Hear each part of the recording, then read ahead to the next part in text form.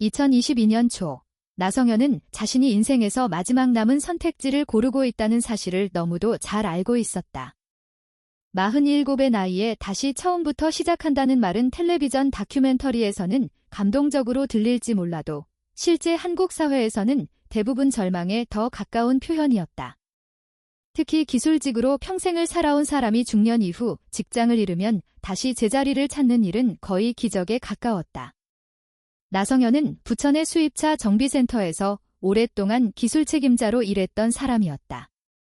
젊었을 때부터 자동차만 보고 살아왔고 작은 소음 하나만 들어도 어디가 문제인지 짚어내는 사람으로 알려져 있었다. 그런 그가 무너진 건 실력이 부족해서가 아니었다. 아내 윤혜진이 췌장암 판정을 받은 뒤 모든 것이 무너졌다. 한국에서 중증암 치료는 건강보험이 있어도 현실적으로 가정 전체를 흔들 만큼의 비용이 들었다. 치료가 길어질수록 저축은 줄었고 보험으로 해결되지 않는 비용은 카드와 대출로 메워졌다. 병원에서 보내는 시간이 길어질수록 나성현의 일상도 망가졌다. 정비센터 출근 시간은 불규칙해졌고 집중력은 떨어졌고 실수는 늘어났다. 주변 사람들은 이해하려 했지만 회사는 결국 회사였다. 몇 번의 경고 끝에 그는 자리를 잃었다. 혜진이 세상을 떠난 뒤 남은 것은 슬픔보다 현실이었다. 치료비로 비워진 통장, 밀린 카드값, 더 이상 유지할 수 없는 전세 계약, 그리고 중년 실직자라는 이름이었다. 주변에서는 재취업센터를 알아보라고 했고, 누군가는 경비 일자리라도 찾아보라고 했고, 또 누군가는 친척에게 손을 벌리라고 했다. 하지만 나성현은 그 어떤 조언에서도 자기 삶이 다시 시작될 가능성을 보지 못했다. 그가 계속 붙잡고 있던 건 오래전 혜진과 나눴던 이야기였다. 언젠가 작은 푸드트럭을 운영하자는 계획이었다. 거창한 사업이 아니었다. 직장 생활을 정리하면 둘이 조용히 간단한 메뉴를 팔며 살아보자는 소박한 계획이었다. 혜진이 생전에 유일하게 현실적으로 웃으며 이야기하던 미래였다. 혜진이 떠난 뒤 그 계획은 꿈이 아니라 마지막 생존 수단이 되었다. 2022년 2월, 인천에서 압류 자산 공매가 열린다는 정보를 들었을 때 나성현은 처음으로 멈춰있던 생각을 움직였다.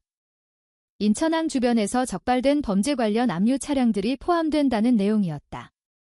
대부분은 상태가 좋지 않은 상용차나 업무용 차량이었다. 일반 사람들이 관심을 둘 만한 물건은 아니었다. 하지만 나성현은 그런 차량들이 오히려 기회일 수 있다고 판단했다. 직접 손볼 수 있다면 비용을 줄일 수 있었다. 남은 돈을 모두 계산했다. 혜진의 유품 일부를 정리해 마련한 돈, 퇴직금의 남은 조각, 보험 해약 환급금 일부. 처참할 정도로 작은 금액이었다. 실패하면 끝이었다. 공매 현장에서 그가 본 차량은 낡은 현대 마이티 배송 트럭이었다. 은색 도장은 오래전 광택을 잃었고 예관은 관리받지 못한 흔적이 뚜렷했다. 한국에서 이런 차량은 보통 폐차 직전이거나 지방 물류 현장에서 혹사당한 경우가 많았다. 다른 사람들 눈에는 그냥 고철이었다. 하지만 나성현은 다르게 봤다. 프레임 상태, 기본 구조, 개조 가능성. 그의 머릿속에서는 이미 이 차량이 푸드트럭으로 바뀌고 있었다. 문제는 경쟁자였다. 고철업자들이 차량 무게만 보고 가격을 올리기 시작했다. 한국의 공매 현장에서는 흔한 일이었다. 상태보다 철값을 보는 사람들이 더 많았다. 나성현은 계산을 계속 수정해야 했다. 더 올리면 등록비도 위험했고 개조 비용은 꿈도 꿀 수 없었다. 하지만 포기하면 다시는 기회가 없을지도 몰랐다. 결국 그는 거의 모든 돈을 쏟아부어 차량을 낙찰받았다. 숫자를 확인하는 순간 안도감보다 공포가 먼저 왔다. 이제 진짜 가진 게 없었기 때문이다. 서류를 넘겨받는 과정에서 이 차량이 인천항 인근 절도 조직 수사 과정에서 압류된 차량이라는 설명을 들었다. 자동차 부품 불법 유통과 관련된 사건이라고 했다. 이미 필요한 조사는 끝났고 법적으로 문제없다는 안내가 이어졌다. 나성현은 그 말을 믿었다. 믿을 수밖에 없었다. 인천에서 시흥으로 차량을 몰고 가는 길에 처음 이상함이 느껴졌다. 트럭이 이상하게 무거웠다. 비어있는 차량이 보여야 할 반응이 아니었다. 코너를 돌 때마다 균형이 어색했고 하체 반응도 둔했다. 오래된 상용차라 생각하며 넘기려 했지만 그의 직감은 계속 불편함을 남겼다. 그래도 지금 당장은 선택지가 없었다. 그는 시흥 외곽의 작은 정비용지 공간을 임대해둔 상태였다. 사실상 작업장 겸 임시 거처였다. 서울이나 수도권에서 중년 실직자가 안정적인 거처를 유지하는 건 쉬운 일이 아니었다. 그는 이 공간에서 차량을 직접 개조하기로 했다. 인건비를 아끼지 않으면 시작조차 불가능했다. 첫날부터 청소와 정리를 시작했다. 오래된 먼지, 버려진 부품 조각, 알 수 없는 쓰레기들이 끝없이 나왔다. 차량 상태는 기대 이하였지만 아직 포기할 단계는 아니었다. 그는 머릿속으로 메뉴 구성을 계산했다. 한국 직장인 상권에서 빠르게 회전할 수 있는 메뉴, 원가 부담이 낮고 반복 구매가 가능한 음식, 배달앱 없이도 운영 가능한 구조. 푸드트럭은 낭만이 아니라 생존 전략이었다. 밤이 되면 해진 생각이 더 짙어졌다. 하지만 이번에는 이전과 조금 달랐다. 슬픔보다 해야 할 일이 있었다. 그게 그를 버티게 했다. 3일 뒤 본격적인 철거 작업이 시작됐다. 내부 구조물을 하나씩 제거하며 차량의 뼈대를 드러내는 작업이었다. 이때부터 전기 문제가 계속 발생했다. 작업장 조명이 자꾸 불안정해졌고 전동 공구를 쓸 때마다 전압이 흔들렸다. 오래된 시설이라 여겼다. 중요한 건 일정이었다. 돈이 없었고 시간도 없었다. 최대한 빨리 개조를 끝내고 영업 허가를 준비해야 했다. 며칠 동안 내부를 뜯어낸 끝에 남은 건 천장이었다. 나성현은 이 차량이 결국 자신의 마지막 선택이었다는 사실을 계속 되새겼다. 실패하면 다시는 시작할 기회가 없었다. 그는 아직 몰랐다. 자신이 고친다고 생각한 이 낡은 트럭이 단순한 중고 차량이 아니라 인생 전체를 뒤집어 놓을 무언가를 숨기고 있다는 사실을. 시흥 외곽의 임대 작업 공간은 나성현에게 사업장의 의미보다 마지막 피난처에 가까웠다. 주소지를 옮길 여유도 없었고 생활과 일을 분리할 형편도 아니었다. 한국에서 중년 남성이 갑작스럽게 실직하고 거주 기반까지 흔들리면 체면보다 먼저 무너지는 것은 일상의 구조였다. 나성현 역시 그 과정을 이미 충분히 겪고 있었다. 그래서 그는 이 낡은 현대 마이티를 단순한 차량이 아니라 다시 사회 안으로 들어가기 위한 통로처럼 여겼다. 영업용 푸드트럭으로 합법 운영을 하려면 차량 구조 변경 승인, 위생 관련 허가, 사업자 등록, 식품 관련 교육, 운영 장소 문제까지 해결해야 할 일이 많았다. 하지만 그 이전에 반드시 끝내야 할 건 차량 개조였다. 비용을 아끼기 위해 직접 하지 않으면 성립 자체가 불가능했다. 며칠 동안 내부 철거가 이어지면서 차량 상태는 점점 예상보다 복잡하다는 사실이 드러났다. 이전 사용자가 남긴 임시 배선 흔적, 정체를 알 수 없는 금속 고정물, 용도를 알 수 없는 구멍들까지 일반 배송 차량치고는 이상한 점이 많았다. 하지만 중고 상용차에서는 완전히 드문 일도 아니었다. 한국의 물류 현장에서는 차량을 편의에 맞춰 불법 개조하거나 임시 수리를 반복하는 경우가 적지 않았다. 처음에는 그 정도로 생각했다. 진짜 이상했던 건 주행감이었다. 내부를 거의 비운 상태에서도 차량의 반응은 전혀 가벼워지지 않았다. 나성현은 정비 인생 대부분을 차량 하체와 구조 문제를 진단하며 살아온 사람이었다. 비어있는 적재 차량은 움직임이 다르다. 서스펜션 반응도 다르고 코너에서의 무게 이동도 다르다. 그런데 이 차량은 처음 몰았을 때 느꼈던 둔한 압박감이 계속 유지됐다. 단순히 오래된 쇼크 업소버 문제라고 보기엔 설명이 부족했다. 하중이 계속 실린 것 같은 느낌이었다.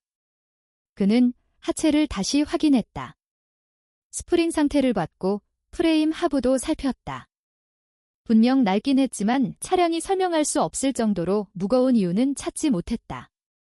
차량 등록 이력도 다시 확인해봤지만 특별한 개조 기록은 없었다. 정식 검사 과정에서 문제될 구조 변경 흔적도 없었다.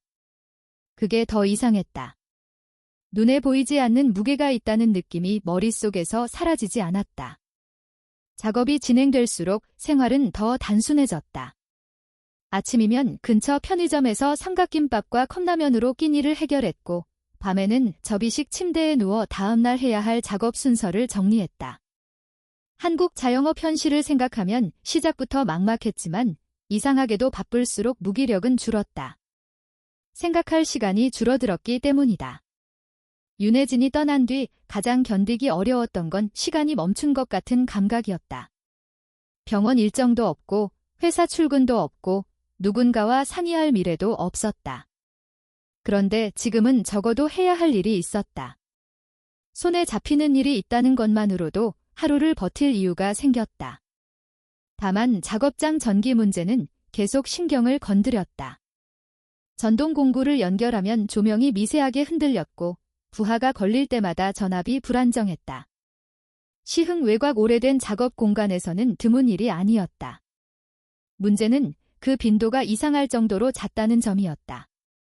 사체 안쪽에서 금속을 분리하거나 전동 드릴을 오래 돌릴 때마다 현상이 심해졌다. 그는 차단기도 확인했고 기본 전기 배선도 살폈다. 겉으로는 큰 문제를 찾지 못했다. 정비사로 오래 일한 사람답게 이런 작은 이상을 무시하는 성격은 아니었지만 당장 개조 일정이 우선이었다. 영업 시작이 늦어질수록 남은 돈은 더 빨리 줄어들었다. 내부 벽면 철거가 끝날 즈음 차량 구조는 거의 뼈대만 남은 상태가 됐다. 그때부터 이상함은 더 명확해졌다. 내부를 비웠는데도 차량의 반응은 여전히 무거웠다. 그는 자신이 뭔가 놓치고 있다고 생각하기 시작했다.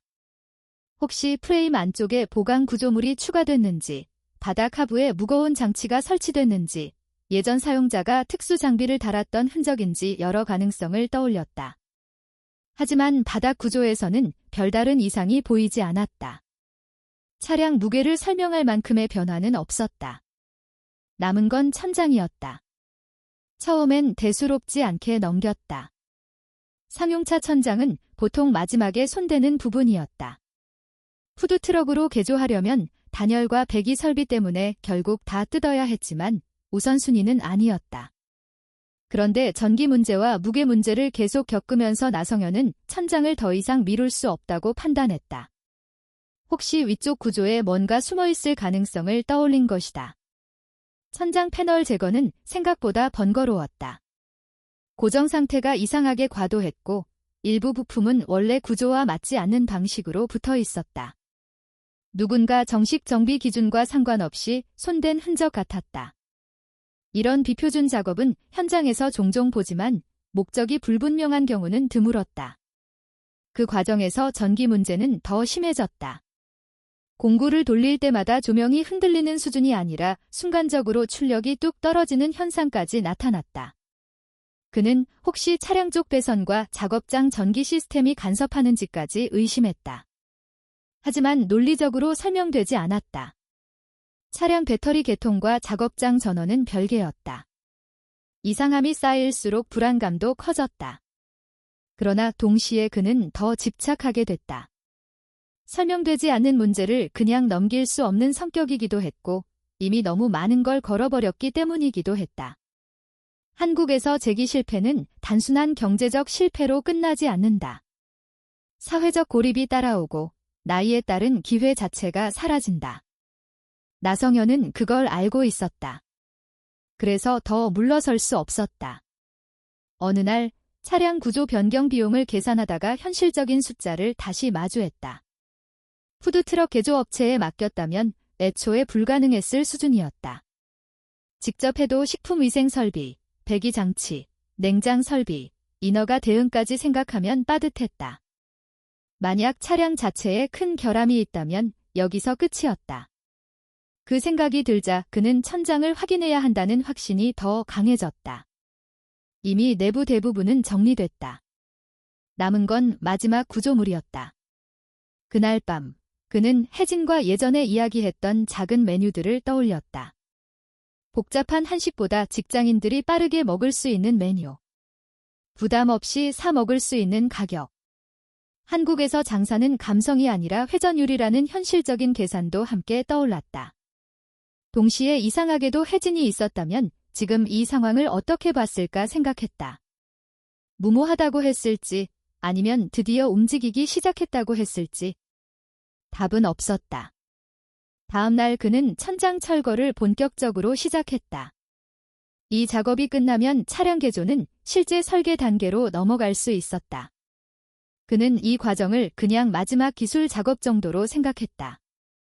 문제를 찾고 고치고 앞으로 나아가면 된다고 믿었다. 아직까지는 그랬다. 그는 이 차량의 천장 위에 단순한 구조 문제가 아니라 자신이 상상조차 하지 못한 무게가 숨어있다는 사실을 전혀 알지 못했다. 천장 철거는 예상보다 훨씬 오래 걸렸다. 나성현은 처음부터 이 작업이 번거로울 거라고는 생각했지만 이 정도로 비정상적일 줄은 몰랐다. 일반적인 배송용 마이티 차량이라면 내부 천장 구조는 비교적 단순하다. 고정 방식도 표준적이고 개조를 염두에 둔 구조가 아니더라도 해체 자체가 특별히 어렵진 않다. 그런데 이 차량은 달랐다. 나사 상태부터 이상했고 일부 고정 방식은 공장에서 나온 형태와 전혀 맞지 않았다. 누군가 사후적으로 손을 댄 흔적이 분명했다. 문제는 그 손댄 목적이 도무지 읽히지 않는다는 점이었다. 냉장 물류용 개조 차량도 아니었고 특수 작업 차량처럼 보강 구조가 정리되어 있는 것도 아니었다. 어설프게 뜯어붙인 흔적과 과도하게 단단한 고정만 남아 있었다. 그는 그게 마음에 걸렸다. 자동차 정비는 사람의 흔적을 읽는 일이기도 했다.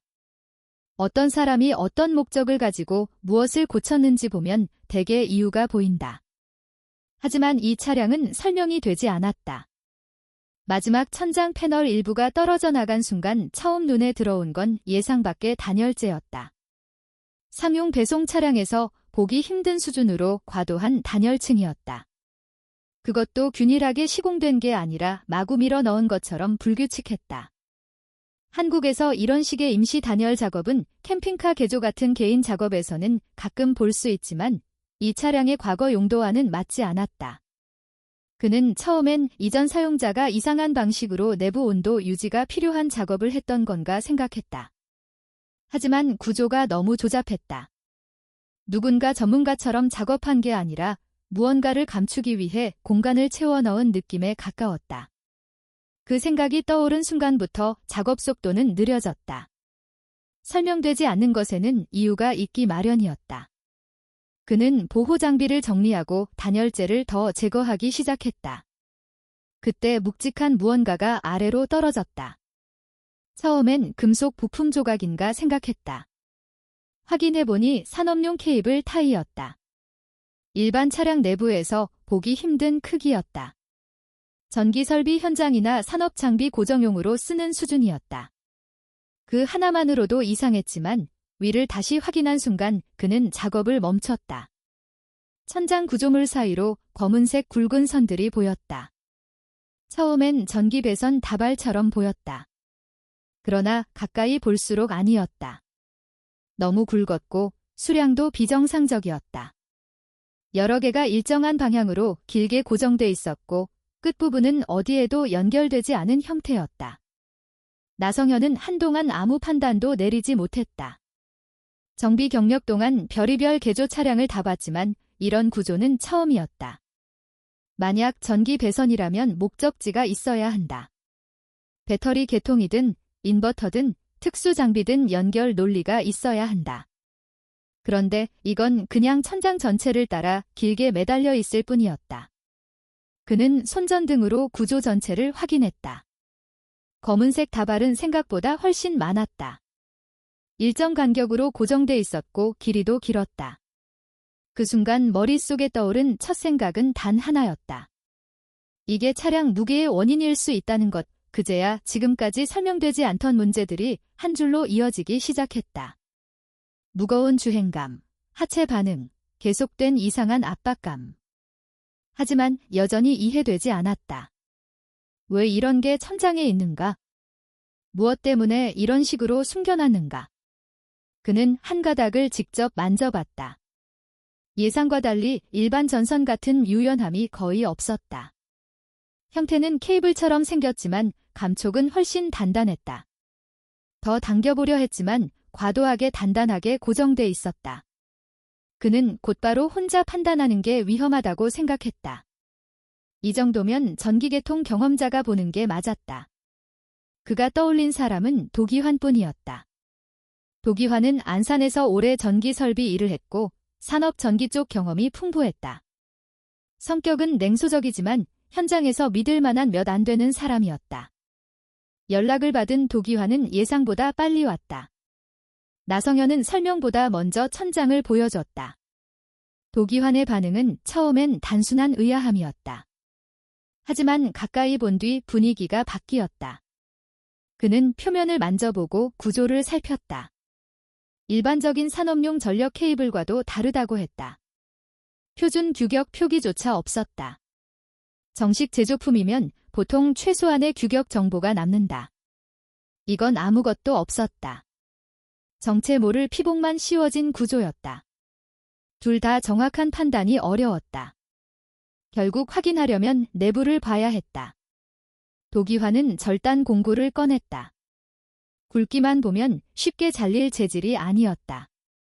최소한 강한 저항이 느껴져야 정상이었다. 그런데 절단 순간 이상한 감각이 나왔다. 도기환이 먼저 반응했다. 너무 부드럽다는 것이었다. 그는 예상했던 힘보다 훨씬 쉽게 잘렸다고 했다. 그 말에 나성현도 이상함을 느꼈다. 두꺼운 구리 케이블도 이 정도 감촉은 아니다. 도기환은 잘린 부분을 더 확인하기 위해 외피를 벗겨냈다.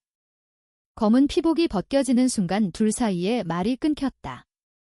안쪽 금속은 익숙한 색이 아니었다. 구리 특유의 붉은 빛도 아니었고 알루미늄 계열의 회색도 아니었다.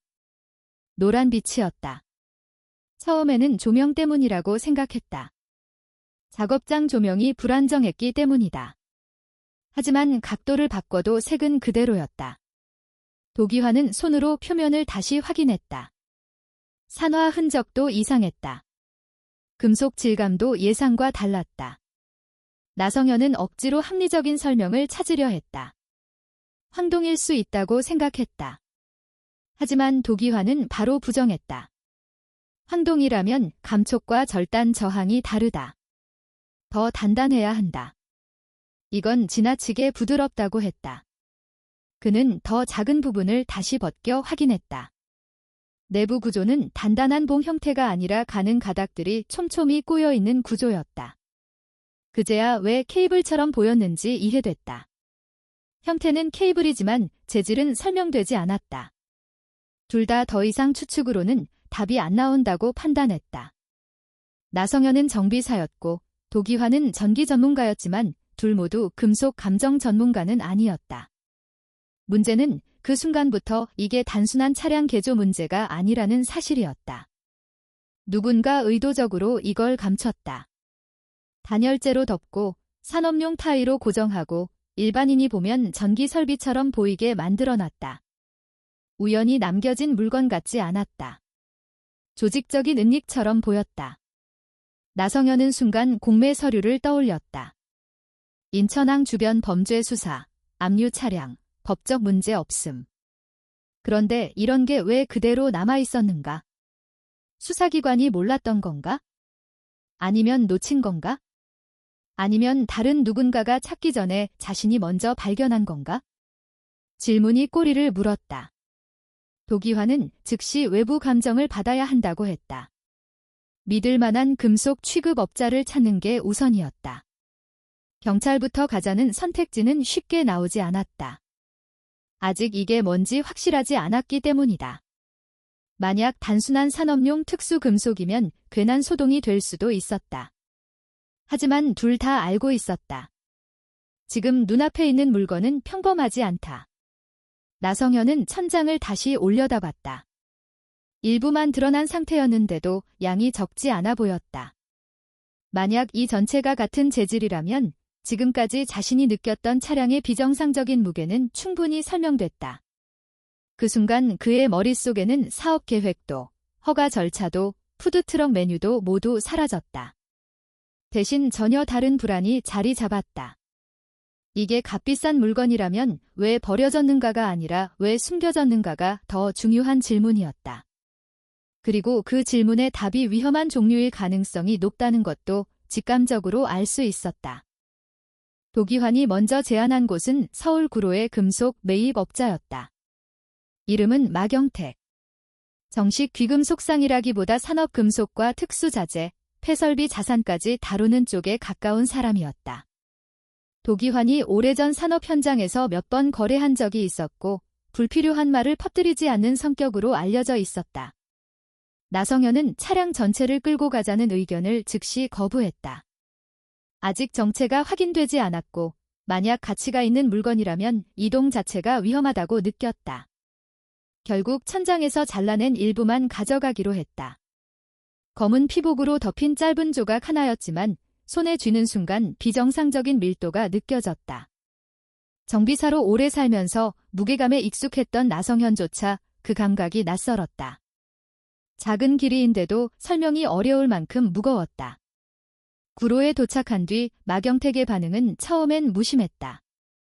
산업폐자재나 특수 케이블 무늬쯤으로 여기는 분위기였다. 하지만 샘플을 직접 들어본 뒤 태도가 달라졌다. 그는 질문보다 먼저 재질 확인 절차를 꺼냈다. 겉피를 더 벗겨낸 뒤 금속 표면을 살폈고 간단한 물리 반응부터 확인했다. 그 과정에서 나성현은 계속 머릿속으로 합리적인 답을 찾으려 했다. 황동합금, 특수산업자재, 해외 규격 케이블. 어떤 설명이든 좋았다. 현실적인 설명만 있으면 됐다. 그러나 마경택의 얼굴에서 보이는 반응은 그런 방향이 아니었다. 그는 말없이 더 정밀한 분석 장비를 꺼냈다. 산업금속 업계에서는 흔히 쓰이는 성분 분석 장비였다. 화면에 수치가 올라오는 몇 초 동안 아무도 말을 하지 않았다. 결과를 본 마경택은 바로 재측정을 했다. 기기 오류 가능성을 먼저 본 것이다. 두 번째 결과가 같았다. 세 번째도 같았다. 그제야 그는 장비를 내려놓고 두 사람을 한동안 바라봤다. 그 짧은 침묵이 어떤 설명보다 무거웠다. 결론은 단순했다. 금이었다. 그것도 거의 순금 수준의 고순도 금속이었다. 나성현은 처음 그 말을 이해하지 못했다. 케이블처럼 생긴 물건 안에 금이 들어있다는 설명 자체가 비현실적이었다. 하지만 마경택은 구조까지 설명했다. 누군가 금괴를 녹인 뒤 가는 선 형태로 가공하고 여러 가닥을 꼬아 굵은 케이블처럼 만든 다음 외부를 산업용 피복으로 감쌌다는 것이다. 한눈에 보면 전기설비 자재처럼 보이게 만든 구조였다. 이건 즉흥적인 위장이 아니라 계산된 은닉 방식이었다. 도기환조차 말을 잃었다. 그는 평생 산업 현장을 다녔지만 이런 방식은 처음 본다고 했다. 마경택은 오히려 금 자체보다 그 방식이 더 위험하다고 판단했다. 일반적인 불법 자산 은닉도 이렇게까지 하지 않는다. 단순 절도품이라면 굳이 이 정도 비용과 공정을 들일 이유가 없다. 이것은 추적을 피하기 위한 구조적 위장이었다. 조직 범죄나 대규모 자금 세탁 쪽 냄새가 난다고 했다. 문제는 양이었다. 나성현은 전체 규모를 대략 설명했다. 천장 전체를 따라 여러 다발이 길게 이어져 있다고 말했다. 마경택은 계산기를 꺼냈다. 대략적인 길이와 두께만으로도 표정이 바뀌었다. 정확한 무게는 실제 해체 후 측정해야 하지만 단순 추정만으로도 액수가 상상을 넘어갔다. 한국 원화 기준 수십억 원대 가능성이 충분하다는 결론이었다. 그 순간 나성현은 현실 감각이 흔들리는 걸 느꼈다. 불과 얼마 전까지 편의점 도시락 가격도 계산하며 살던 사람이었다. 그런 사람 앞에 갑자기 수십억 원이라는 숫자가 등장했다. 하지만 이상하게도 흥분보다 공포가 먼저 왔다. 이유는 단순했다. 이렇게 큰 돈이 왜 자기 차량 천장에 숨어 있었는가? 마경택도 같은 질문을 던졌다. 합법적인 돈이면 이런 식으로 움직일 이유가 없다. 은닉 자산이라는 뜻이고 누군가는 반드시 이걸 찾으러 온다는 뜻이었다. 그 말은 현실적으로 너무 정확해서 오히려 더 무서웠다. 나성현은 공매 절차를 떠올렸다. 국가기관이 압류하고 법적으로 정리된 차량이었다. 그런 물건에 왜 이런 게 남아 있었을까? 수사기관이 놓친 건지, 아예 몰랐던 건지, 아니면 어떤 이유로 건드리지 않은 건지 알 수 없었다. 하지만 마경택은 더 단순하게 봤다. 수사기관이 모른 채 넘어갔다면 그건 행정실수일 뿐이고 진짜 문제는 원래 주인이 아직 이 자산을 포기하지 않았을 가능성이라고 했다. 그 말은 나성현의 머릿속을 오래 맴돌았다. 돌아오는 길에 그는 차 안에서 거의 말을 하지 않았다. 도기환도 마찬가지였다. 수십억 원이라는 숫자가 사람을 행복하게 만들기보다 침묵하게 만드는 종류의 돈이라는 걸 둘 다 처음 알았다. 시흥으로 돌아와 작업장에 도착했을 때 그 침묵은 더 무거워졌다. 출입문 자물쇠에 이상한 흔적이 남아 있었다. 오래된 마모와는 다른 최근 금속 접촉 흔적이었다. 누군가 건드린 자국이었다. 안으로 들어간 흔적은 없었다. 하지만 그게 오히려 더 불길했다. 무작정 절도를 시도한 사람 같지 않았다. 특정한 목적을 가진 누군가가 확인하고 간 느낌이었다. 도기환은 즉시 차량을 버리고 사라지자고 했다. 적어도 그날 밤만큼은 다른 곳으로 옮기자고 했다. 그러나 나성현은 그럴 수 없었다. 현실적으로 갈 곳도 없었고 무엇보다 차량을 버리면 그 자체가 더 위험할 수도 있다고 생각했다. 만약 누군가 이미 추적 중이라면 이동은 더 쉽게 노출될 수도 있었다. 동시에 그는 또 다른 생각에 사로잡혔다. 만약 이걸 그대로 신고하면 어떻게 되는가? 한국법 체계상 범죄 자산은 개인 소유가 될 수 없다. 국가가 몰수하고 수사로 넘어간다. 그건 이해할 수 있었다. 문제는 자신이 보호받을 수 있느냐였다. 이런 자산을 숨긴 조직이 평범한 사람들이 아니란 건 분명했다. 도기환은 경찰까지도 쉽게 믿지 말자고 했다. 압류 차량인데 이런 걸 놓쳤다는 사실 자체가 이해되지 않는다고 했다. 내부에 누군가 관련됐을 가능성까지 의심했다. 나성현은 그 가능성을 부정하지 못했다. 하지만 완전히 반대로 생각하면 만약 부패한 구조였다면 애초에 공매까지 나올 리도 없었다는 생각도 들었다. 혼란스러웠다. 그는 결국 공매 서류를 다시 꺼냈다. 차량 압류 관련 담당 부서 정보가 남아 있었다. 인천 지역 경제범죄 수사 관련 담당자 이름도 적혀 있었다. 최무열, 인천경찰청 소속 경제범죄 수사팀. 나성현은 이름을 여러 번 확인했다. 도기환은 여전히 반대했다. 그러나 나성현은 점점 더 다른 결론으로 기울었다. 숨기는 건 현실적으로 불가능했다. 차량 천장 전체에 숨겨진 금을 일반인이 처리할 수 없다. 해체, 이동, 판매, 세탁. 어느 단계도 가능하지 않았다. 오히려 혼자 감당하려다 범죄자가 될 가능성이 컸다. 그리고 무엇보다 그는 이런 조직과 맞설 능력이 없었다. 선택지는 두 개뿐이었다. 도망치거나 제도 안으로 들어가거나. 도망은 현실적인 해답이 아니었다. 나성현은 이미 삶에서 도망쳐본 사람이었다. 혜진이 죽고 직장을 잃고 집을 정리하고 세상과 멀어졌던 시간이 있었다. 그 결과가 무엇인지 너무 잘 알고 있었다. 이번엔 달랐다. 그는 전화를 들었다. 바로 연결하지는 못했다. 번호를 확인하고도 한동안 망설였다. 경찰이 안전일지 위험일지 확신할 수 없었다. 하지만 더 늦으면 선택권 자체가 사라질 수도 있었다. 자물쇠 흔적이 그걸 말해주고 있었다. 누군가는 이미 움직이기 시작했다. 그리고 나성현은 그날 밤 처음으로 깨달았다. 자신이 푸드트럭을 만들려고 샀던 낡은 차량이 이제 생계수단이 아니라 목숨을 위협하는 물건이 되었다는 사실을. 나성현이 최무열에게 직접 연락하기로 결심한 건 용기 때문이 아니었다. 다른 선택지가 없었기 때문이었다. 숨긴다고 해결될 일이 아니었고 혼자 처리할 수 있는 규모는 더더욱 아니었다. 무엇보다 자물쇠에 남은 흔적은 단순한 불안이 아니라 현실적인 경고였다. 누군가 이미 접근했다. 그게 우연일 가능성을 억지로 생각해 볼 수도 있었지만 마경택의 분석 결과를 알고 난 뒤에는 그런 식의 자기 위안이 불가능했다.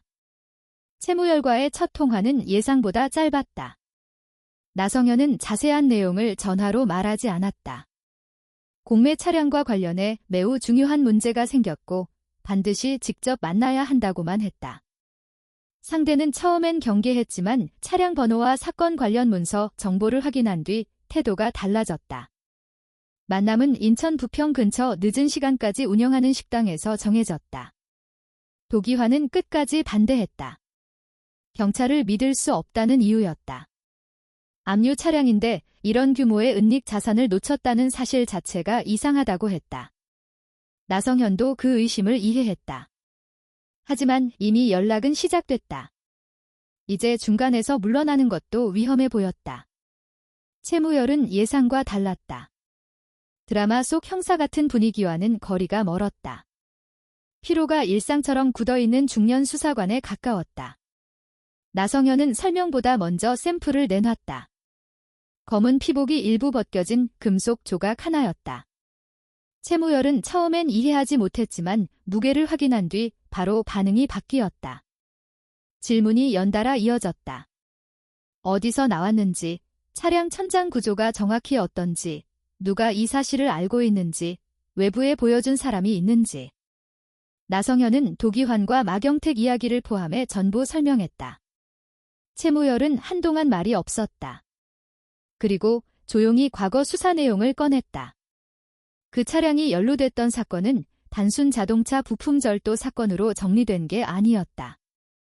겉으로 알려진 내용보다 훨씬 복잡했다. 인천항을 거점으로 한 불법 유통 조직이었고 해외 자금 흐름과 연결 가능성까지 조사됐던 사건이었다. 하지만 핵심 인물 일부는 끝까지 입을 열지 않았고 실물 자산 흐름도 완전히 추적되지 못했다고 했다. 수사 당시 차량은 여러 대 확보됐고 상당수는 압류 처리됐지만 모든 은닉 구조를 확인했다고 장담할 수는 없었다. 채무열은 금속 샘플을 다시 봤다. 그 표정만으로도 이게 단순한 누락이 아니라는 걸 알 수 있었다. 그는 바로 결론을 냈다. 이 금은 누군가 반드시 찾으러 올 자산이라고 했다. 조직 입장에선 단순 현금이 아니라 도피 자금, 복구 자금, 혹은 더 큰 거래 자산일 가능성이 있다고 했다. 이미 자물쇠 흔적이 있다는 말에 그의 반응은 더 빨라졌다. 위치가 노출됐을 가능성을 묻더니 차량 배터리 연결 시점, 최근 이동 경로, 공매 절차 공개 범위까지 하나씩 확인했다. 누군가 공매 낙찰자를 추적했을 가능성도 충분하다고 했다. 나성현은 그제야 이 일이 단순히 돈 문제를 넘어섰다는 걸 확실히 실감했다. 그는 보호를 요청했다. 채무열은 즉답하지 않았다. 법적으로 아직 절차가 시작된 것도 아니고 구체적인 위협 입증도 필요하다고 했다. 하지만 현실적으로는 이미 위험 단계라고 인정했다. 문제는 선택이었다. 차량을 즉시 회수해 수사기관으로 넘기는 방법이 있었다. 가장 안전한 방식처럼 들렸지만 채무열은 오히려 단점도 설명했다. 이미 추적 중인 조직이 있다면 차량이 사라지는 순간 숨어버릴 수 있다는 것이다. 이 금을 찾으러 움직이는 인물들을 잡아야 사건이 끝난다고 했다. 결국 다른 선택지가 떠올랐다. 차량을 미끼로 쓰는 방법이었다. 나성현은 처음엔 그 말을 이해하지 못했다. 자신이 그 안에 포함된다는 걸 깨달은 뒤 바로 거부감이 들었다. 하지만 채무열은 냉정했다. 이미 위치가 일부 노출됐고 조직이 다시 접근할 가능성이 높다면 차라리 통제된 환경에서 움직이게 만드는 게 낫다고 했다. 도기환은 강하게 반대했다. 민간인을 미끼로 쓰는 게 말이 되냐고 했다. 채무열도 그 비판을 피하지 않았다. 강요는 아니라고 했다. 선택은 나성현 몫이라고 했다. 다만 현실을 숨기지도 않았다. 조직이 진짜라면 이미 그를 표적으로 봤을 가능성이 높다고. 나성현은 긴 시간 생각했다. 도망칠 수 있을까? 현실적으로 불가능했다. 가족도 없고 숨을 자금도 없었다. 이 차량을 버리고 사라져도 상대가 포기할 거라는 보장도 없었다. 오히려 더 취약해질 수 있었다. 반대로 경찰과 협력하면 제도 안에서 보호받을 가능성이 생겼다. 그는 결국 동의했다. 작전은 빠르게 준비됐다. 공식 명칭이 무엇이든 본질은 단순했다. 차량이 여전히 그 자리에 있고 나성현이 아무것도 모르는 척개조를 계속하는 상황을 만들 것, 상대가 움직이면 체포한다. 최무열은 인천 쪽 강력팀과 특수대응 인력을 조율하겠다고 했다. 나성현에게 요구된 건 평소처럼 행동하는 것이었다. 그 말이 가장 어려웠다. 평소처럼 행동한다는 건 이미 불가능했기 때문이다. 다음 날부터 준비가 시작됐다. 차량 위치는 그대로 유지됐다. 나성현은 작업을 이어가는 척 일정을 맞췄다. 수사팀은 노출되지 않는 방식으로 주변 동선을 확인했다. 나성현은 자신이 감시받는 대상인지 보호받는 대상인지조차 구분하기 어려운 상태가 됐다. 휴대전화 사용, 이동 경로, 접촉 인물까지 모두 체크 대상이 됐다. 그는 이제 개인이 아니라 작전 일부였다. 그 과정에서 가장 힘들었던 건 기다림이었다. 상대가 정말 올지, 언제 올지, 몇 명일지 아무도 몰랐다. 도기화는 결국 일정 거리에서 상황을 보기로 했다. 완전히 손을 떼진 못한 것이다. 마경택은 이후 연락을 끊다시피 했다. 이해할 수 있었다. 이런 일에 더 엮이고 싶지 않을 것이다. 며칠이 지나도 아무 일도 없자 긴장은 오히려 더 커졌다. 사람은 위기보다 기다림에 더 쉽게 무너진다. 나성현도 그걸 느꼈다. 작업 소리 하나, 차량 소리 하나에 의미를 부여하기 시작했다. 하지만 최무열은 조급해하지 않았다. 진짜 조직이라면 움직임 전에 확인 절차를 거친다고 했다. 공매 낙찰자, 차량 위치, 접근 가능성, 주변 변수까지. 오히려 너무 빨리 오면 허술한 상대일 가능성이 높다고 했다. 나성현은 그 말을 듣고도 안심되지 않았다. 어느 시점부터 그는 돈 생각을 하지 않게 됐다. 수십억 원이라는 숫자보다 이 일에서 무사히 빠져나갈 수 있느냐가 전부가 됐다. 그리고 어느 날 기다리던 신호가 왔다. 작업장 주변에서 수상한 차량 움직임이 포착됐다는 연락이었다. 바로 접근은 아니었지만 누군가 위치를 다시 확인하는 패턴이라고 했다. 최무열은 준비가 끝났다고 말했다. 이제 진짜 시작이었다. 나성현은 그 말을 듣고 처음으로 확실히 깨달았다. 자신은 더 이상 우연히 금을 발견한 불운한 사람이 아니었다. 이미 조직 범죄 수사의 한가운데 들어와 있었다. 작전이 시작된 뒤 나성현의 시간 감각은 완전히 달라졌다. 하루가 길어진 게 아니라 1시간 안에 며칠치 긴장이 압축돼 들어오는 느낌이었다. 최무열은 최대한 평소처럼 행동하라고 했지만 현실에서 그건 거의 불가능한 요구였다. 자신이 있는 작업장이 범죄 조직의 표적일 수 있다는 사실을 알고 있으면서 평소처럼 일한다는 건 일반적인 감정 구조로는 어려운 일이었다. 그래도 그는 해냈다. 해내야 했다. 작전이 무너지면 자신도 끝날 수 있다는 걸 알고 있었기 때문이다. 수사팀은 시흥 작업장 주변을 조용히 통제했다. 공식적으로는 드러나지 않았지만 이미 여러 부서가 연결돼 있었다. 인천경찰청 경제범죄 라인, 강력 대응 인력, 현장 체포 지원 인원까지 움직이고 있었다. 나성현은 구체적인 배치 위치를 전부 듣지 못했다. 일부러 알려주지 않은 정보도 많았다. 혹시라도 긴장 속에서 예상치 못한 반응이 나오면 작전에 악영향이 갈 수 있기 때문이라고 했다. 그는 자신이 보호받고 있다는 사실보다 보이지 않는 곳에서 누군가 자신을 지켜보고 있다는 감각에 더 익숙해져야 했다. 차량은 그대로였다. 천장 구조도 일부만 건드린 상태를 유지했다. 금이 여전히 안에 남아있다는 걸 상대가 확인할 수 있도록 설계된 상황이었다. 나성현이 맡은 역할은 단순했다. 차량 개조를 계속하는 사람처럼 보이는 것 하지만 그 단순한 역할이 가장 고통스러웠다. 머릿속으로는 매 순간 누가 들어올지 계산하고 있었기 때문이다. 수사팀은 접촉 시점을 확신하지 못했다. 당일일 수도 있고 며칠 뒤일 수도 있었다. 진짜 조직이라면 여러 번 확인할 거라고 했다. 실제로 수상한 움직임은 계속 감지됐다. 근처를 천천히 도는 차량, 짧게 멈췄다가 사라지는 번호판 불명 차량, 주변 접근 경로를 확인하는 듯한 패턴. 채무열은 점점 확신을 가졌다. 상대는 움직이고 있었다. 문제는 언제 실제 침투를 시도하느냐였다. 도기환은 더 이상 현장에 남지 않았다. 그는 끝까지 나성현을 혼자 두는 걸 반대했지만 작전 구조상 민간인 노출을 최소화해야 했다.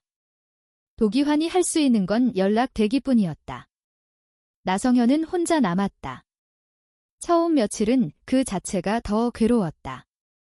작업장 안에서 익숙한 공구 소리가 오히려 불안 신호처럼 들리기 시작했다.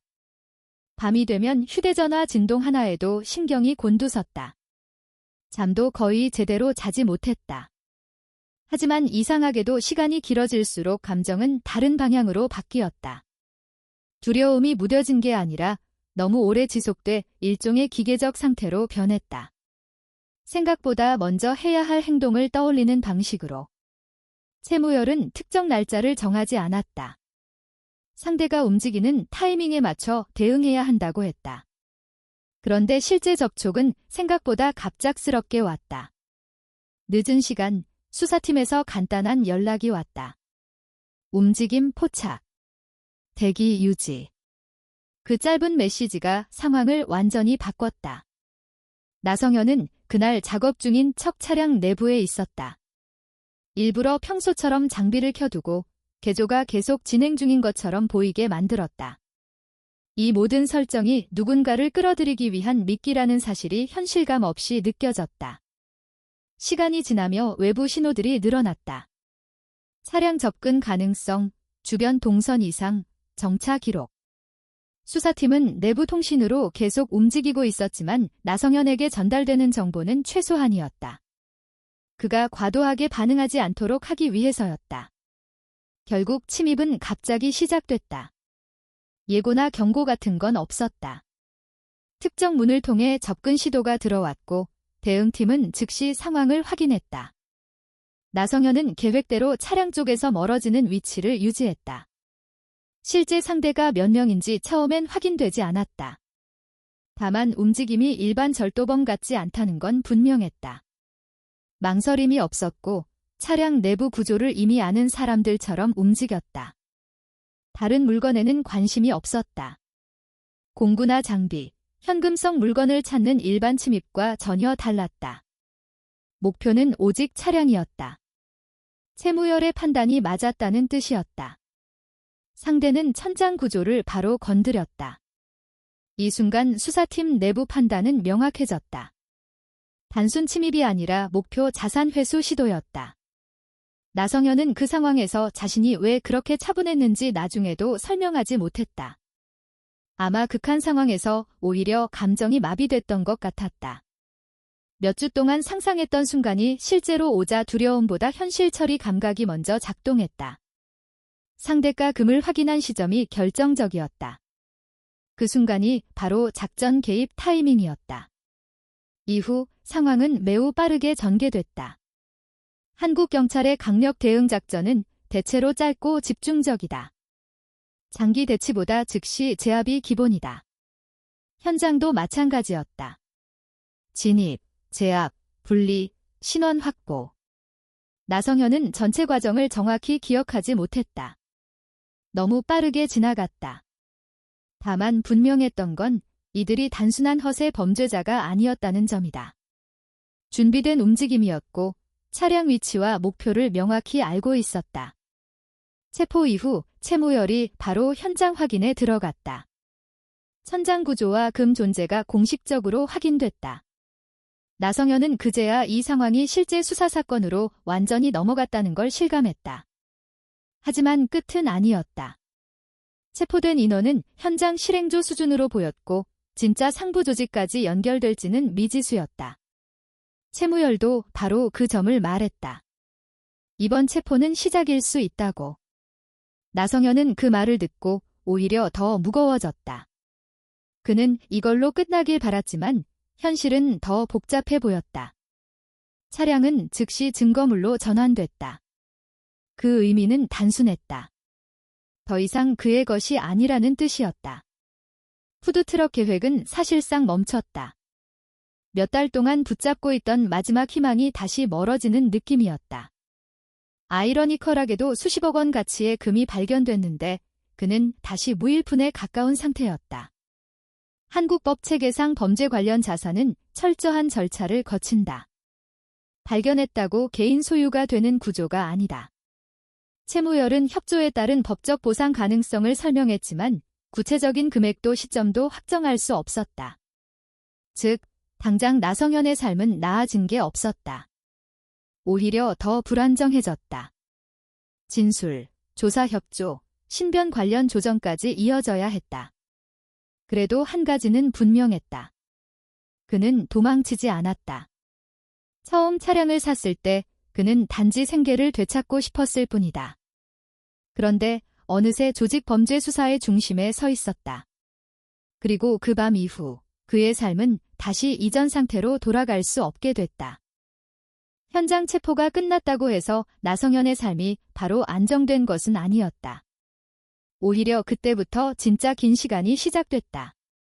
사건이 언론에 대대적으로 공개되진 않았지만 수사 내부에서는 예상보다 훨씬 큰 사건으로 분류되기 시작했다.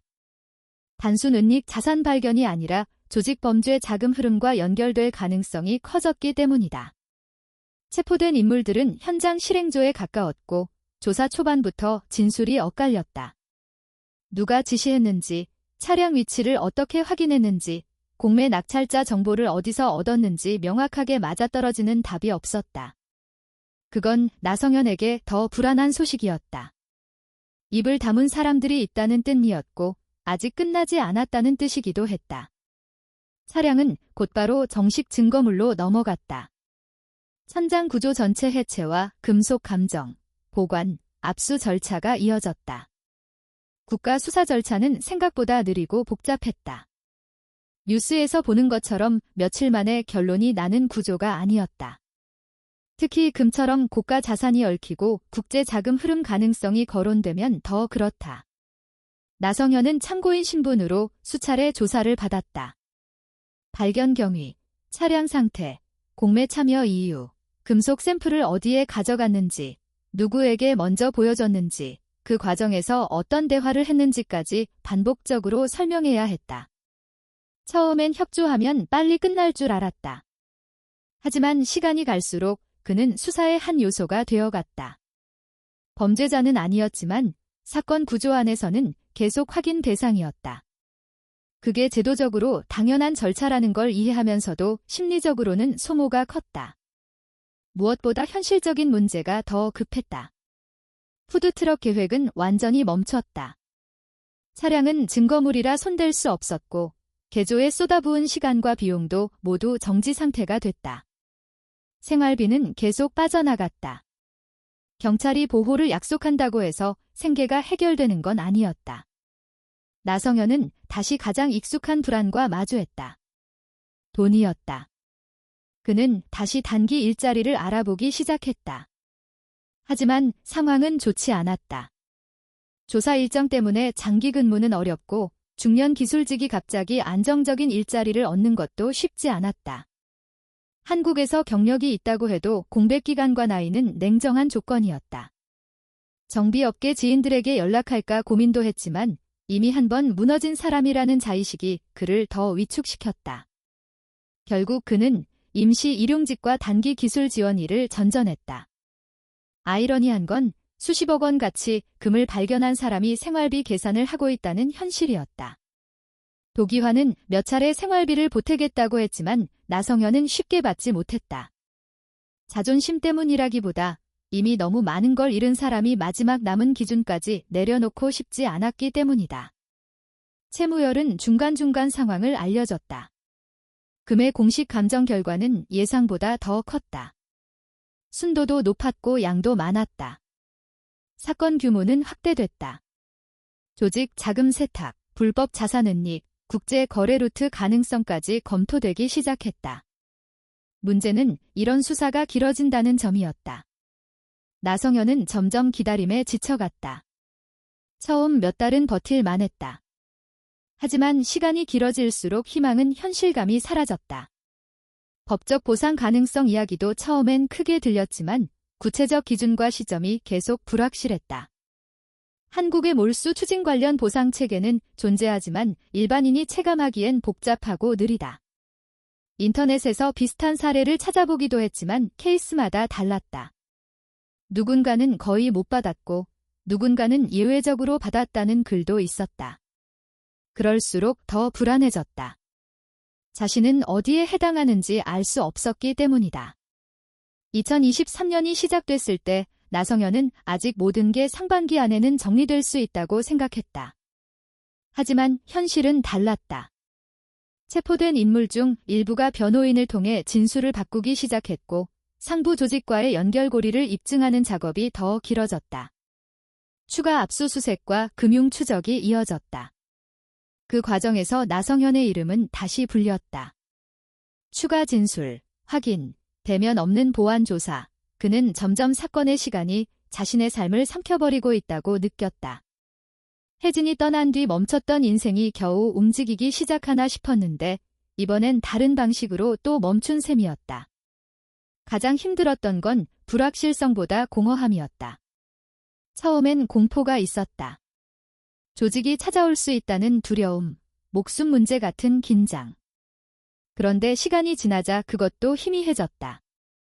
대신 남은 건 비어있는 시간이었다. 무엇을 기대해야 하는지조차 모르는 시간. 그는 가끔 자신이 그 차량을 사지 않았다면 어땠을까 생각했다. 아마 지금보다 가난했을 것이다. 하지만 적어도 삶이 이렇게 이상한 방향으로 꼬이지는 않았을지도 모른다. 동시에 그런 생각을 하는 자신이 부끄럽기도 했다.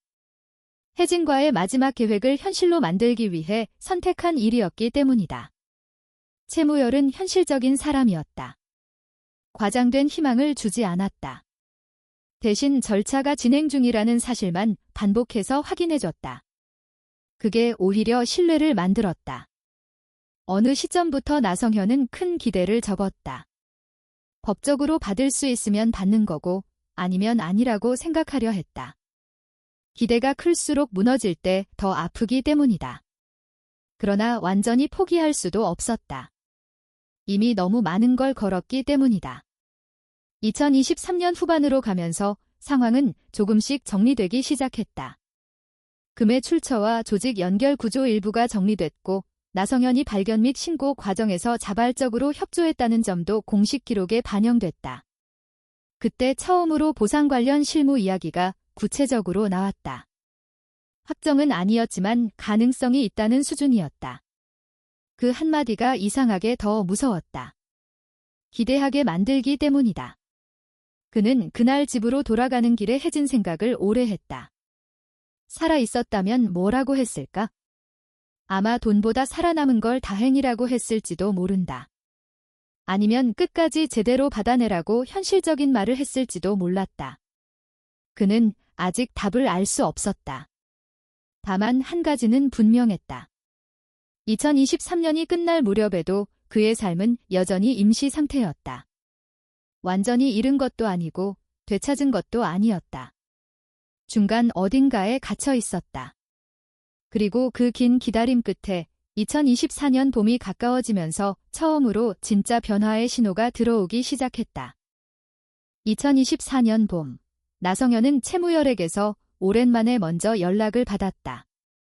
지난 1년 넘는 시간 동안 채무열의 연락은 대부분 확인 요청이거나 조사 일정 통보였다. 그래서 그날 전화도 처음에는 별다른 기대 없이 받았다. 하지만 통화가 길어질수록 분위기가 달라졌다. 사건의 핵심 절차가 사실상 마무리 단계에 들어갔고 나성현의 협조 경위와 자발적 신고, 수사 기여도가 공식적으로 정리됐다는 설명이 이어졌다. 그리고 처음으로 구체적인 단어가 나왔다. 보상. 그 말을 듣는 순간에도 나성현은 쉽게 믿지 못했다. 지난 시간 동안 그는 너무 많은 가능성과 불확실성을 오가며 지쳐 있었다. 희망을 품었다가 실망하는 과정을 반복한 사람은 기대하는 법부터 잊게 된다. 그래서 그는 차분하게 필요한 절차만 물었다. 언제, 어떤 방식으로, 무엇을 준비해야 하는지. 채무열도 익숙한 어조로 설명했다. 일부 금액은 국가 귀속 대상이고 범죄 수익 관련 법률과 내부 기준에 따라 개인 협조자에게 지급 가능한 범위가 정리됐다고 했다. 액수는 아직 공식 문서로 확인하라고만 했다. 나성현은 전화를 끊고도 한동안 현실감이 없었다. 이 이야기가 끝나간다는 사실 자체가 더 낯설었다. 며칠 뒤 그는 관련 서류를 받았다. 숫자를 확인하는 순간 가장 먼저 든 감정은 기쁨이 아니었다. 허무에 가까운 멍한 침묵이었다. 액수는 수십억 원이 아니었다. 그럴 거라 기대하지도 않았다. 국가 귀속과 법적 절차를 거친 뒤 남은 협조보상과 관련 지급액이었다. 하지만 그 금액조차 나성현 인생에서는 한 번도 만져본 적 없는 수준이었다. 빚을 모두 정리할 수 있었고 최소한 다시 무너질 걱정 없이 시작할 기반이 되는 돈이었다. 그는 서류를 몇 번이고 다시 봤다. 숫자가 바뀌지 않는다는 걸 확인하고 나서야 천천히 현실이 들어왔다. 가장 먼저 떠오른 건 혜진이었다. 병원비 명세서를 붙잡고 계산기를 두드리던 시간들, 카드 한도와 치료 일정 사이에서 숨이 막히던 기억들, 미래를 계획하는 대신 다음 청구서를 걱정하던 밤들. 그때 이 돈이 있었다면 인생이 달라졌을까 하는 생각이 아주 잠깐 스쳤다. 하지만 그는 곧 그 생각을 밀어냈다. 그런 질문에는 답이 없기 때문이다. 그는 돈을 받은 직후 바로 집을 사지 않았다. 고급 차를 보지도 않았다. 주변 누구에게도 먼저 알리지 않았다. 오히려 가장 먼저 한 일은 모든 부채를 정리하는 것이었다. 오래된 카드 연체, 병원 관련 남은 정산, 밀려있던 각종 생활 채무. 하나씩 정리할 때마다 이상하게 안도감보다 피로가 더 크게 느껴졌다. 그만큼 오래 짊어지고 있었다는 뜻이었다. 도기화는 소식을 듣고 처음엔 믿지 않았다. 직접 확인한 뒤에도 한동안 같은 말만 반복했다. 살아남아서 다행이라고. 그 말이 이상하게 다른 축하보다 더 깊게 남았다. 마경택에게도 소식이 전해졌지만 그는 짧은 축하만 남겼다. 여전히 그 사건과 거리를 두려는 태도였다. 그 역시 이해할 수 있었다. 모든 사람이 이런 기억을 오래 붙들고 살고 싶어 하진 않는다. 채무열과 마지막으로 따로 만났을 때 나성현은 한 가지를 물었다. 왜 자신을 믿었냐고. 채무열은 단순하게 답했다. 대부분의 사람은 그 금을 숨기려 했을 거라고. 적어도 처음엔. 그런데 나성현은 결국 제도 안으로 들어왔고 그 선택이 사건을 끝냈다고 했다. 칭찬처럼 들리진 않았다. 그냥 사실 전달 같았다. 오히려 그래서 더 진심처럼 느껴졌다. 이제 남은 건 원래 계획이었다. 푸드트럭. 그 시작점이었던 낡은 현대 마이티는 돌아오지 않았다. 증거물로 끝까지 남았고 법적 처리 대상이 됐다. 하지만 이번에는 처음과 달랐다. 더 이상 절박함만으로 움직이는 상태가 아니었다. 그는 처음으로 제대로 준비할 수 있었다. 한국에서 합법적으로 푸드트럭을 운영하는 건 생각보다 복잡하다. 영업신고, 위생기준, 차량 구조 승인, 장비 규격, 운영 장소 확보 문제까지 현실적인 장벽이 많다. 예전 같았으면 비용 때문에 타협했을 부분들도 이번에는 제대로 검토했다. 그는 중고 차량 대신 목적에 맞는 차량을 새로 설계 수준으로 준비했다. 메뉴도 다시 정리했다. 처음처럼 생존만 생각하는 구성이 아니었다. 실제 한국 직장인 소비 패턴, 회전율, 원가, 재방문 가능성까지 분석했다. 혜진과 예전에 나눴던 아이디어도 떠올렸다. 거창한 미식이 아니라 사람들이 부담 없이 찾을 수 있는 음식. 빠르지만 대충이 아닌 음식. 그는 이름도 오래 고민했다. 결국 두 번째 식탁으로 정했다. 단순한 브랜드명이 아니었다. 자신에게도 두 번째 삶이라는 의미였고 누군가 하루 중 잠깐이라도 위로를 얻는 식사가 되길 바라는 뜻도 담았다. 2024년 여름, 인천 송도 업무지구 근처에서 영업이 시작됐다. 처음 며칠은 현실감이 없었다. 과거의 자신이라면 상상도 못했을 순간이었다. 도기환이 첫 손님으로 왔을 때 그는 웃었다. 정말 오랜만에 자연스럽게 나온 웃음이었다. 정비센터에서 일하던 시절 이후로, 아니 어쩌면 혜진이 아프기 전 이후 처음일지도 몰랐다. 장사는 쉽지 않았다. 한국 자영업은 언제나 경쟁이 치열하다. 좋은 입지에도 변수가 많고 물가와 원가 압박도 계속된다. 하지만 이번엔 달랐다. 적어도 내일을 포기한 상태는 아니었다. 그는 가끔 혼자 생각했다. 만약 그날 공매에 가지 않았다면 어땠을까? 아마 훨씬 단순하고 가난한 삶이었을 수도 있다. 혹은 완전히 무너졌을 수도 있다. 하지만 결국 중요한 건 금을 발견한 일이 아니었다. 진짜 갈림길은 그 다음 선택이었다. 숨길 수도 있었고, 도망칠 수도 있었고, 욕심을 낼 수도 있었다. 그는 완벽하게 용감해서가 아니라 두려웠기 때문에 다른 선택을 했다. 그리고 아이러니컬하게도 그 두려움이 그의 삶을 살렸다. 사람들은 인생이 바뀌는 순간을 대개 극적인 기회나 행운으로 상상한다. 하지만 실제 삶은 조금 다르다. 어떤 사람의 인생은 거대한 행운이 아니라 가장 절망적인 순간에 어떤 선택을 했는지로 바뀐다. 나성현은 금 때문에 다시 일어선 것이 아니었다. 이미 한 번 모든 걸 잃고도 자기 안의 마지막 기준까지 버리지 않았기 때문에 다시 시작할 수 있었다. 사람은 때로 아무것도 남지 않았다고 생각하는 순간에도 사실 가장 중요한 한 가지를 아직 잃지 않았을 수 있다. 그것은 돈이 아닐 수도 있고 기회도 아닐 수도 있다. 내일을 다시 선택하려는 마음일 수도 있다. 그리고 어떤 삶은 바로 그 마음 하나로 다시 시작된다. 오늘 이야기를 끝까지 함께 들어주신 여러분께 진심으로 감사드립니다. 한 사람의 인생이 완전히 무너진 순간에도 다시 시작할 수 있는 이유가 무엇인지 오늘 이야기가 조용한 답을 전해주었기를 바랍니다. 우리는 살아가면서 예상하지 못한 상실과 절망을 마주할 때가 있습니다. 모든 것이 끝났다고 느껴지는 순간도 있습니다.